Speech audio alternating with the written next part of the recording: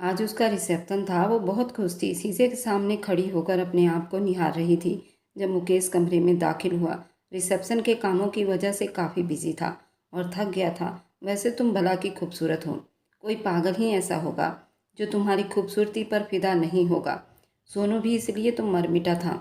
प्रीति को अपने पीछे मुकेश का साया नजर आया था। उसके शब्द सुनकर उसके चूड़ियां उतारती हुई हाथ रुके थे। मुकेश उसे देखते 2 कदम ड्रेसिंग टेबल की तरफ बढ़ा और टिश्यू पकड़कर उसके दाएं तरफ खड़ा हो गया।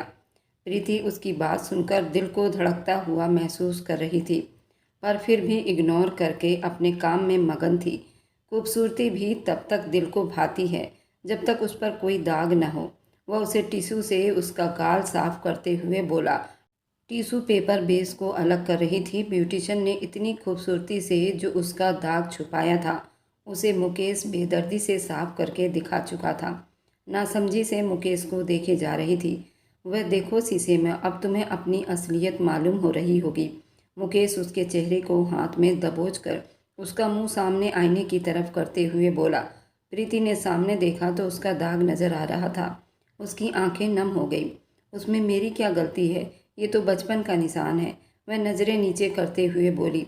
मेरे सामने जुबान चलाने की ज़रूरत नहीं। वह गुस्से से उसकी बाजू पकड़ते हुए बोला। रतन सिंह की बेटी हो, तुम्हारी जुबान तो तेज होगी ही ना। वह उसे बालों से पकड़कर अपनी तरफ मोड़ते हुए बोला। आह, मुझे दर्द हो रहा है, छोड़ दीजिए मुझे। वह रोते हुए बोली। आइंदा मेरे सामने यूं ऊंची आवाज़ में बात मत करना।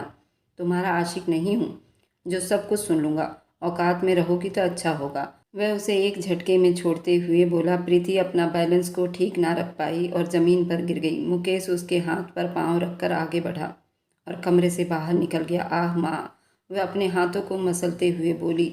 वही मुकेश का व्यवहार एकदम बदल जाने पर वह शक में थी। अभी कल ही तो उससे मोहब्बत का दावा कर रहा था और अब ये सब क्यों हो गया था।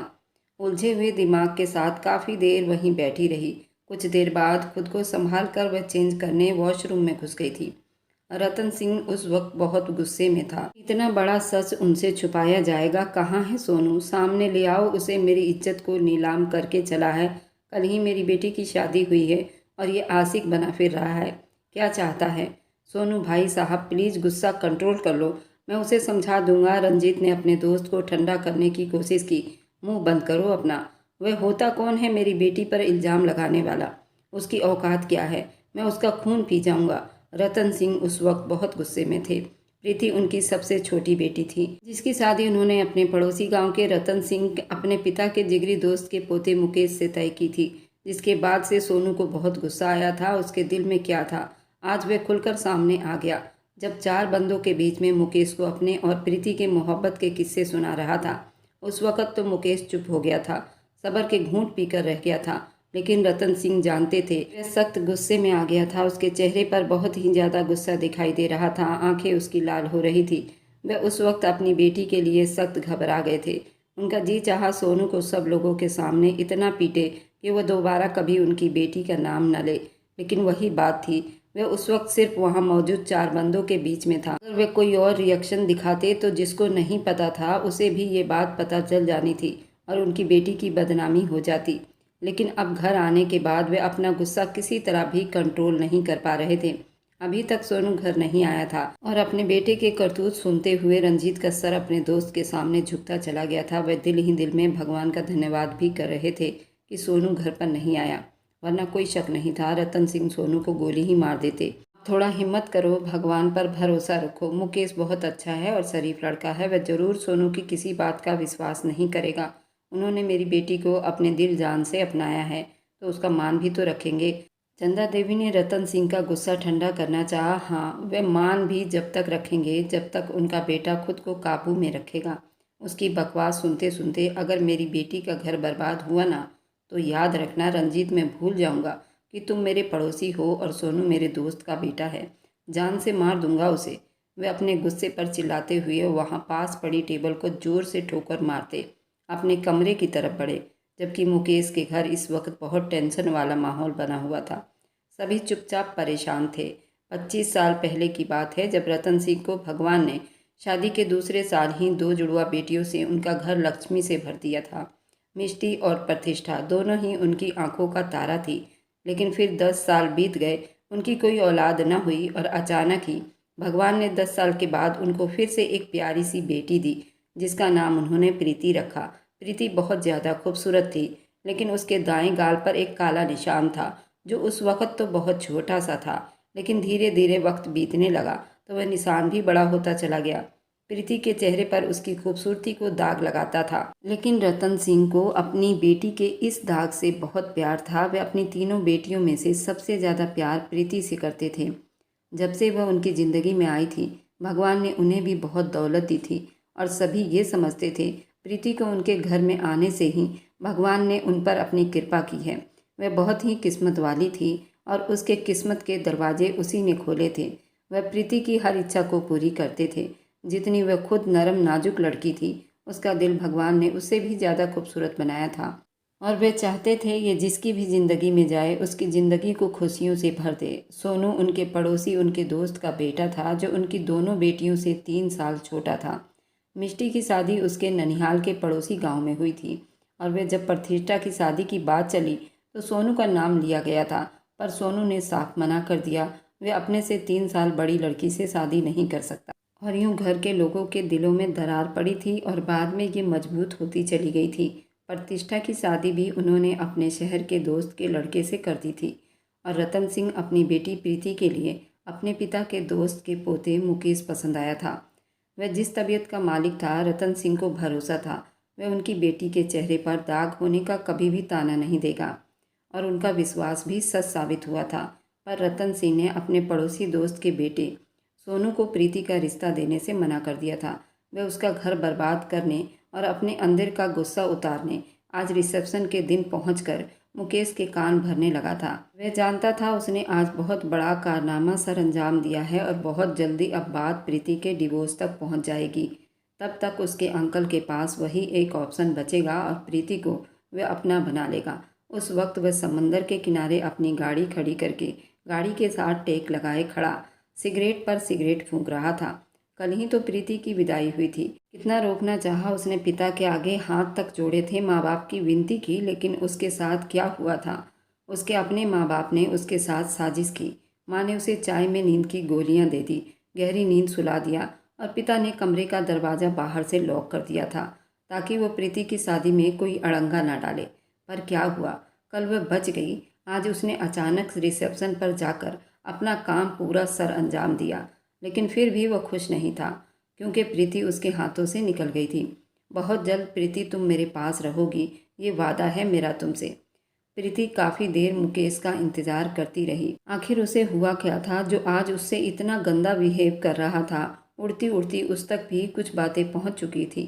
सोनू ने मुकेश को प्रीति के बारे में कुछ गलत बातें कह दी थी, पर अब तक उसे अपनों से उसकी कोई मुलाकात नहीं हुई थी कि वह पूछ लेती कि क्या बात हुई है। अब मुकेश का व्यवहार उससे तकलीफ और दर्द दे रहा था। उसकी आंखों से अभी भी धीरे धीरे आंसू बह रहे थे। कल जितने प्यार से उसने उसे समेटा था, आज उतने ही बुरे तरीके से उसे धुतकार गया था। अपना जख्मी हाथ देखती वह बहुत दर्द में तड़प रही थी। एक पल लगा था मर्द को जालिम बनने में।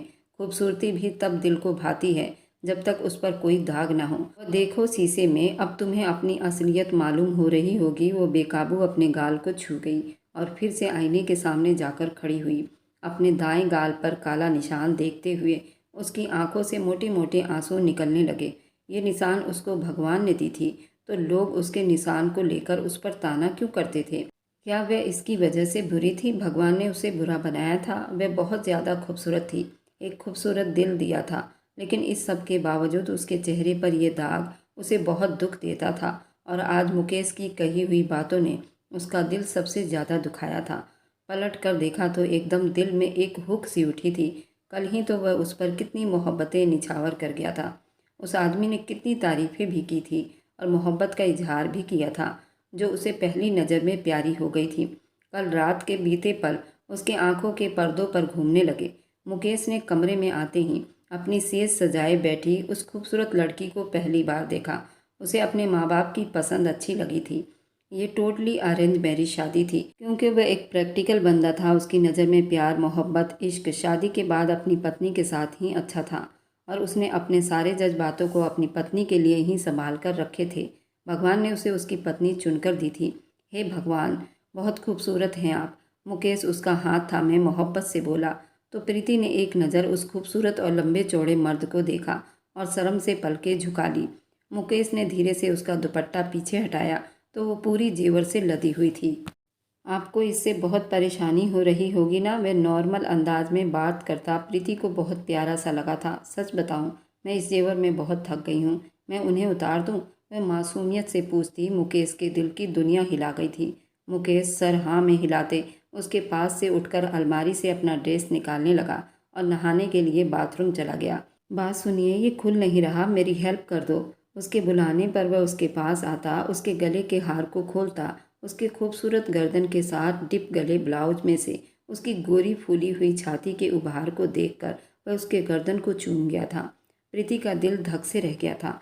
वह अब जा चुका था, लेकिन प्रीति सांस रोके चुप बैठी थी। पहली बार किसी आदमी का प्यार उसने खुद पर महसूस किया था, वह भी उसका पति था। अपने जज्बात काबू करती अपना लहंगा संभालते धीरे से उठी और ड्रेसिंग टेबल के सामने खड़ी अपना बाकी जेवर भी उतारने लगी। मुकेश अब नहाकर वापस लौटा था। प्रीति ड्रेसिंग रूम में थी।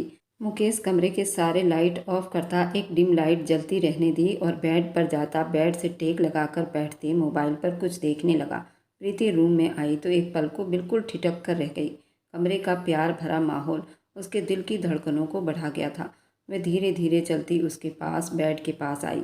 मुकेश ने उसका हाथ थामे उसे अपने पास किया। उसका दिल सीने में धक से करता जा रहा था। प्रीति, आप जानती हैं, मैंने हमेशा से यही इच्छा की थी कि मेरी ज़िंदगी में आने वाली लड़की हर ऐब से दूर हो, बिल्कुल प्यारी हो, जैसा तरासा हुआ देवी हो। खूबसूरती सिर्फ जिस्म से नहीं, आत्मा और दिल का भी होना ज़रूरी होता है।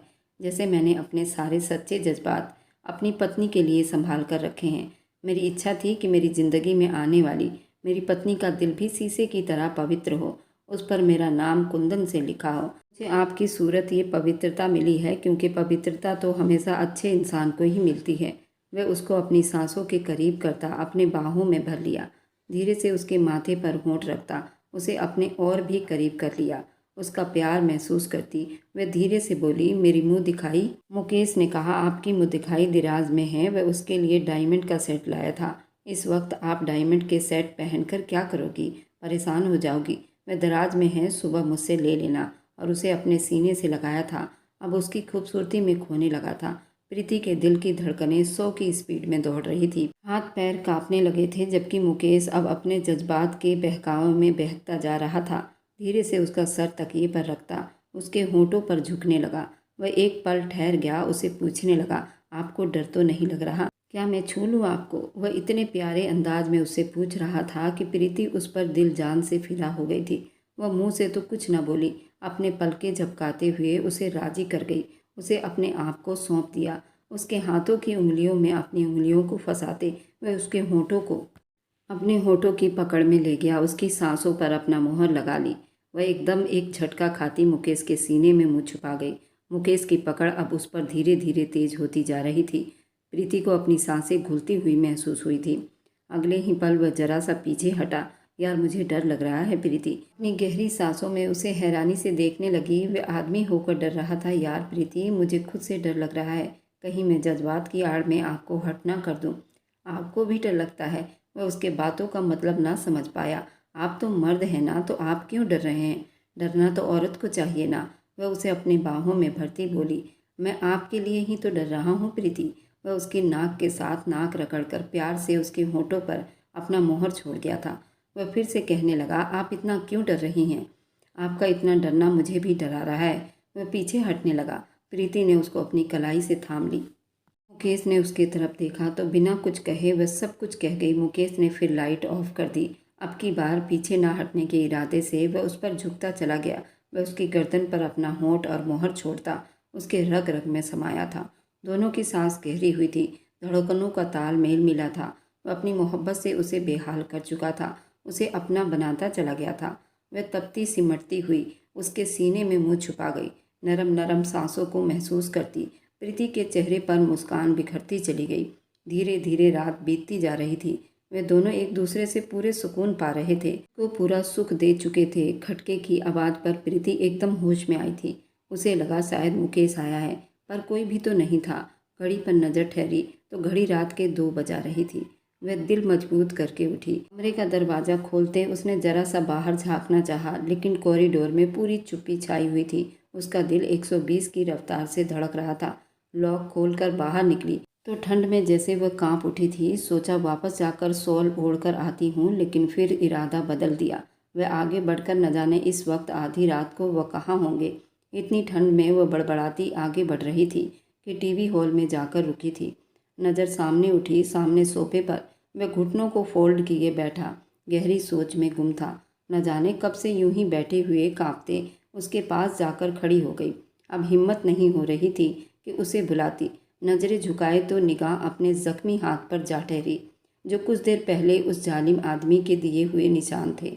मुकेश वह धीरे से उसे बुला गई, पर वह एकदम उसकी आवाज़ पर चौंका और मुंह फेरते उसे अपने पास खड़ा देखा तो वह खुद भी खड़ा हुआ। अब क्या हो गया, क्यों आई हो यहाँ? अभी भी वही सब थे जो कुछ देर पहले थे। वह बाहर बहुत ठंड है, प्लीज़ कमरे में चलिए। मेरे सामने इतना मासूम बनने का नाटक मत करो।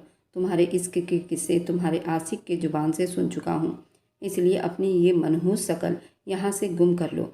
और उसे बाजू से थामे दूर हटा गया।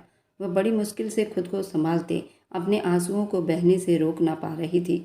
मुझे नहीं पता आप किस किस्से की बात कर रहे हैं, पर आप एक बार मुझे सारी बात। चुप, बिल्कुल चुप। वह बिल्कुल गुस्से से दहाड़ा था। ये मेरा घर है, यहाँ तुम अपने आशिक के किस्से सुनने नहीं बैठी हो। मैं यहाँ खड़ा होकर तुम्हें खुशी खुशी लोरी की तरह तुम्हारे इश्क के किस्से सुनाऊंगा। मेरी भी इज्जत है इस घर में, मैं बेटा हूँ इस घर का। और ठीक होगा तुम अपनी जुबान बंद करके रूम में वापस चली जाओ, इससे पहले कि मेरे सब्र का बांध टूट जाए। दफ़ा हो जाओ यहाँ से। वह दांत पीसते बोला। आप इतनी नफरत करने लगे हैं मुझसे? वह हैरान हुई। नफरत? वह तो तुम्हें अब पता चलेगा नफरत होती क्या है। मुझे धोखा देकर तुम्हें सुकून से नहीं रहने दूंगा। वह उसको बालों से पकड़ लिया और वह डर गई। वह उसके गाल का काला दाग फिर से मुकेश की आंखों में चुभने लगा था। अपनी ये मनहूस शक्ल लेकर यहाँ से गुम हो जाओ प्रीति, वरना मैं बहुत बुरा कर जाऊंगा तुम्हारे साथ। मुकेश, मुझे अपनी सफाई में कुछ बोलने का मौका तो दो। क्या मौका दूं? रिसेप्शन में 4 बंदों के सामने तुम्हारे आशिक का किस्सा लेकर बैठा था और सबको सुना रहा था। किसी एक की भी हिम्मत नहीं हुई उसे रोकने की। वह तुम्हारा बाप, जो सिर्फ जुबान से इतनी बड़ी बड़ी बातें बनाते हैं, जब बोलने का वक्त आया तुम्हारे पिता ने भी एक शब्द नहीं बोला, चुपचाप सुनते चले गए। तो इसका मतलब क्या हुआ? वह सच्चा था। तुम और तुम्हारे घर वालों ने मुझे धोखा दिया है, मुझे एक ऐसी लड़की थमा दी। इसके न सिर्फ चेहरे पर दाग था, बल्कि उसके दिल और दिमाग पर भी दाग था। तुम्हारा किरदार दागदार है प्रीति, मुझे तुम जैसी लड़की की शक्ल भी नहीं देखनी। वह गुस्से से अपना मुंह फेर गया, जबकि अब कहने को कुछ बचा ही नहीं था। सब बर्बाद हो गया था। कहते हैं जब बात किरदार पर आ जाए तो सफाई देनी जरूरी पड़ जाती है। वह पलट गई, आंखों से आंसू बहते हुए वापस अपने रूम में आ गई। किस तरह उस आदमी ने कल रात उसे समेटा था और आज ये आदमी उसके किरदार पर उंगली उठा रहा था। क्या ये सच में गद्दार आदमी था? वह हिचकियों से रो रही थी। वही दरवाजे के पास बैठती चली गई। उसका दुख बहुत ज़्यादा था। उसने ये सारी बातें अपने दिमाग पर सवार कर ली थी। वह नहीं जानती थी सोनू ने क्या बोला था, पर उसके पिता क्यों चुप रहे? मुंह क्यों नहीं तोड़ा उस सोनू का? अगर वह चुप थे तो मुकेश को चाहिए था कि उसका मुंह तोड़ देता। पत्नी थी उसकी, इज्जत थी उसकी। एक रात पहले क्या वो उसे एक रात में ही नहीं समझ पाया था? अगर दिल में कोई और होता तो वो मुकेश से शादी ही क्यों करती? वह अब कारपेट पर लेटी हिचकियाँ भरने लगी थी कि न जाने कब उसका दिमाग सो गया और वो बेहोश हो गई। सुबह के 4 बज रहे थे जब वो कमरे में आया। दरवाज़ा खोला तो दरवाजे के बीचों बीच वह औंधे मुँह पड़ी थी कि एक पल को मुकेश का दिल धड़का था, लेकिन वह नज़रअंदाज करता बाथरूम की तरफ बढ़ गया था। वापस लौटा तो अभी भी उसी हाल में पड़ी थी। नीचे झुक कर बैठा उसका चेहरा देखने लगा, जहाँ आंसुओं के मोटे मोटे निशान थे। फर्श गीले थे, चेहरे पर मासूमियत थी। उसके चेहरे का वो ब्लैक निशान मुकेश का दिल धड़का रहा था। उसकी खूबसूरती को छुपाता नहीं था, बल्कि और ज़्यादा उभार देता था। लेकिन वह कल से उसकी बार बार बेइज्जती कर रहा था, उस दाग को ही निशाना बना रहा था। उसके किरदार की धज्जियाँ उड़ा चुका था, क्योंकि सोनू ने भरी महफिल में उसे साफ शब्दों में कहा था कि वे और प्रीति एक दूसरे को बहुत दिनों से पसंद करते हैं और एक दूसरे को बेहद चाहते हैं। लेकिन अंकल जी ने ज़बरदस्ती उसे मुकेश के साथ ब्याह दिया था, वरना उसकी शादी तो सोनू से ही होनी थी। और भी ऐसी फालतू बातें की। उन बातों की वजह से वो बहुत ज़्यादा अपसेट था।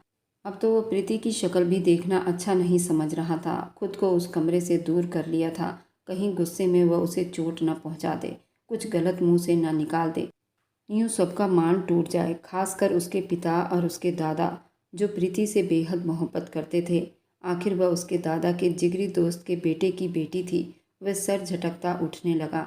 नज़र उसके हाथ पर जा ठहरी। उसके हाथ पर जख्म था, वह भी उसी का दिया हुआ था। एकदम से उसे अपनी बाहों में भरकर बिस्तर की तरफ लाता, उसका सर तकिए पर रखता, उस पर जरा सा झुकता। वह नींद में भी हिचकियाँ ले रही थी और डरी सहमी हुई थी। मुकेश के कमीज को जकड़ लिया था, जैसे वह कोई बुरा सपना देख रही हो और डर रही हो। मुकेश ने धीरे से अपनी शर्ट को उससे छुड़वाया था और उस पर कंबल उड़ा दिया था। वह बहुत चुप से नहा धोकर पूजा करने मंदिर चला गया था। कुछ पल के लिए उसने दुनिया की बातों को भुला दिया था। अपने मन में सोचता हुआ प्रार्थना कर रहा था, हर सुकून की दवा सिर्फ भगवान के चौखट पर मिलती है। वही है जो दिलों पर मोहर लगाकर भी उसे मिटा देता है। इधर सोनू बहुत खुश था। हाँ यार, क्या ज़बरदस्त काम किया है तुमने, बहुत खूबसूरत थी। बस अब देखना, ये पिक उनके रिश्ते की दीवार में आग साबित होगी और फिर सब खत्म, वह सिर्फ मेरी हो जाएगी। सोनू फ़ोन पर किसी से बात करता, उस पिक्चर के बारे में उससे बात कर रहा था जो अभी थोड़ी देर पहले उसे व्हाट्सएप पर मिली थी। वह इतनी गंदी चाल खेल रहा था कि घर में कोई नहीं जानता था, पर वह प्रीति की ज़िंदगी में जहर घोल चुका था। उसने बिना देरी किए वह पिक्चर मुकेश के नंबर पर सेंड कर दी। अब आ जाएगा मज़ा। मेरी प्यारी प्रीति, तुम सिर्फ मेरी हो। ये छोटी सी तकलीफ़ और बर्दाश्त कर लो मेरी जान, बस फिर उसके बाद एक बार मेरी हो जाओ। पलकों पर बिठा कर रखूँगा तुम्हें, हर दुख का इलाज करूँगा तुम्हारे। वह दिल ही दिल में प्रीति से बात कर रहा था। उसे यूँ लग रहा था जैसा वह सोच रहा था वह सब कुछ वैसा ही होगा। प्रीति को डिवोर्स होगी और फिर डिवोर्स के बाद वह उसे अपना लेगा। लेकिन ये नहीं जानता था, जब ऊपर वाला बिगाड़ने के बजाय सुधारना शुरू कर दे तो दुनिया की कोई भी ताकत उसे बिगाड़ नहीं सकती। जो अपने गुस्से में उस वक्त शैतान बना हुआ था, शैतान तो किसी दौर में भी आए उसे मिटना ही होता है। वहाँ सब लोग सुबह का नाश्ता कर रहे थे। रात भर बिना बिस्तर के ज़मीन पर सोए रहने से प्रीति को बुखार हो गया था। वह बड़ी मुश्किल से उठी थी, नहा धोकर पूजा करने चली गई थी। उसे बहुत ठंड लग रही थी। सुबह नाश्ते के लिए नौकरानी बुलाने आई तो उसे बुखार में तपा देखकर वह भागकर माला देवी को बुला लाई। दादी ने उस मासूम का बुखार चेक किया तो एक घूरती निगाह अपने पोते पर डाली, जो अपना मुंह दूसरी तरफ फेर गया। राधा, मेरा फ़ोन लेकर आओ, डॉक्टर को फ़ोन करो, आकर बच्ची को चेक करे। वह किसी को ये खबर यहाँ होनी है। वह साथ उसे भी सुना गई थी। वह बिना उनकी बातों का जवाब दिए बाहर निकल गया। कुछ देर में ही डॉक्टर ने आकर प्रीति का पूरा चेकअप करके उसके लिए मेडिसिन लिख दी थी और उसे किसी भी टेंशन वाली बात से दूर रखने को कहा गया था। दादी को समझ नहीं आ रहा था, अचानक मुकेश और प्रीति के बीच आखिर ऐसी क्या बात हो गई है। दोनों एक दूसरे के पास होते हुए भी इस तरह दूर थे। दिन में प्रीति का बुखार काफ़ी हद तक कम हो गया था। घर से उसकी माँ का फ़ोन आया तो उसने उठा लिया, लेकिन अपने और मुकेश के बीच हुई किसी भी बात के बारे में माँ से कोई बात नहीं की। वह जानती थी उसकी माँ छोटे दिल की है। अगर उन्हें मुकेश और उसके झगड़े का पता चला तो शायद वह सहन ना कर पाए।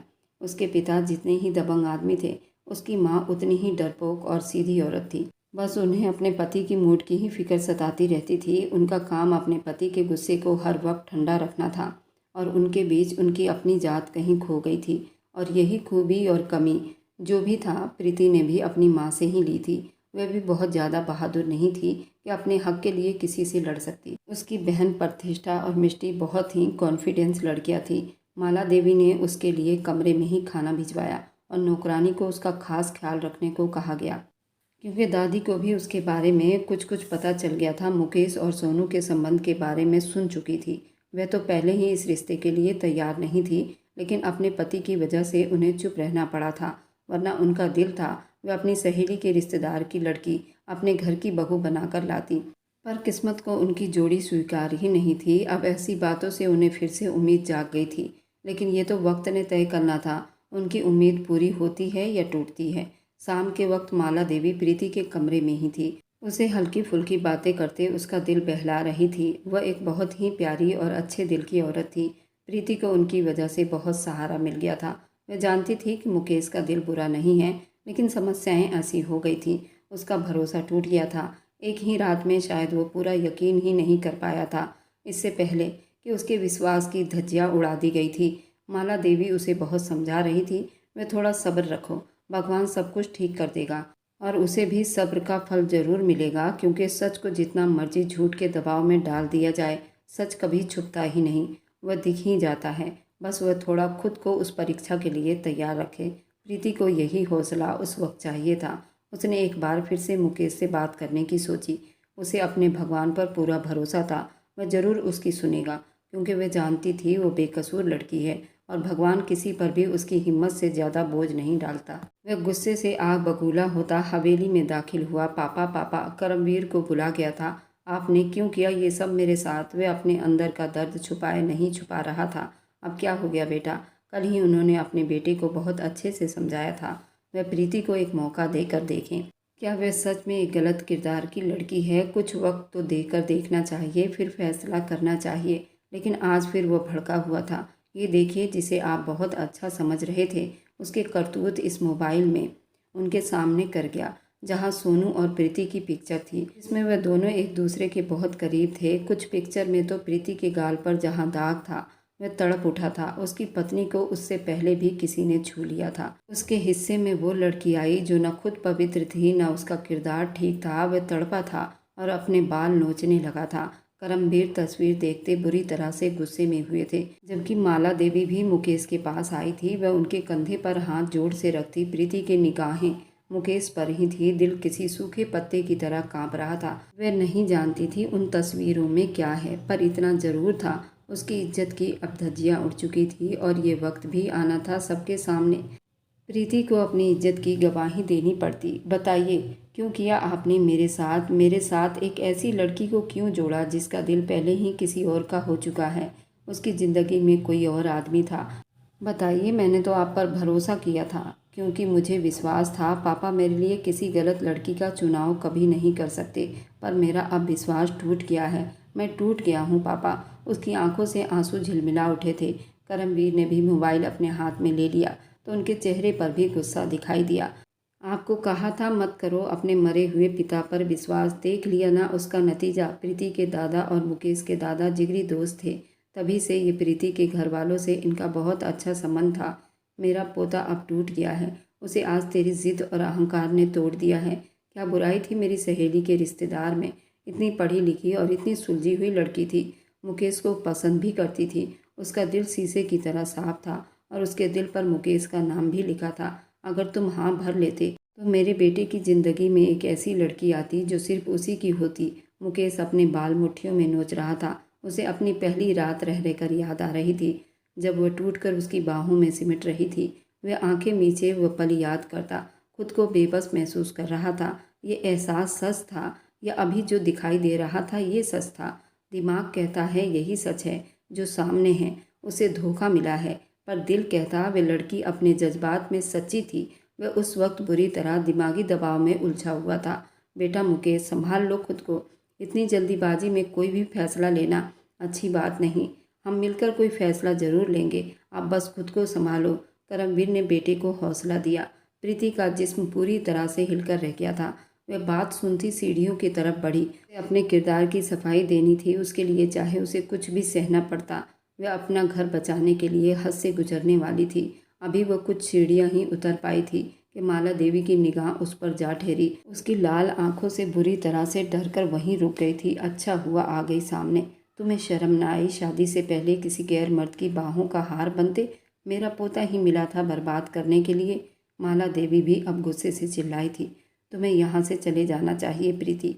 तुम्हारा मेरे पोते की ज़िंदगी में अब कोई जगह नहीं। मुकेश, जो रिश्ता नासूर घाव की तरह हो और आपको निगलने लगे, उस रिश्ते को अपनी जगह से काट कर दूर फेंक देना चाहिए। क्या प्रीति अपने सफाई में कुछ कह पाएगी या नहीं? मुकेश प्रीति को अपना पाएगा या नहीं?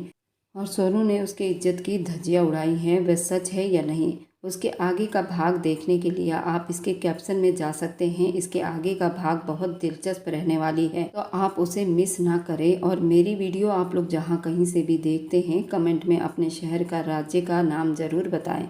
मुझे आप लोगों के कमेंट पढ़ने में बहुत आनंद आता है और उन सभी का मैं बहुत धन्यवाद करना चाहती हूँ जो लोग मेरी वीडियो को देखते हैं, लाइक करते हैं, शेयर करते हैं। अगर आपको आज की कहानी पसंद आई है तो वीडियो को ज़रूर लाइक कीजिएगा और अपने दोस्तों के साथ शेयर भी कीजिएगा।